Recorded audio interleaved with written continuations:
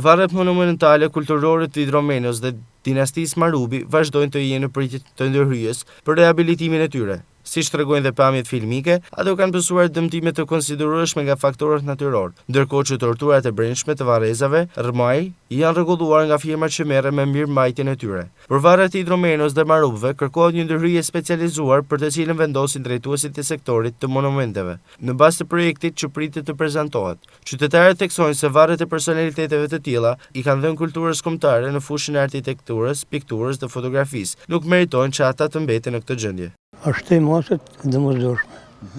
Janë njerëz, nuk janë njerëz rrugësh, po janë njerëz njohën për punën që kanë bërë. Si ai, të dy. Si Idromenos si Marubi. Më të mirë, më të mëdhej. Njerëzit më të nderuar për çka kanë bërë për Shkodrën ata. Pavarësisht se Marubi sa kanë shqiptarë, sa kanë Shkodran. E ka dalë mi Shkodran. Po kështu Idromenos. Edhe Idromenos, pa diskutim. Ka emën, ka lanë emën.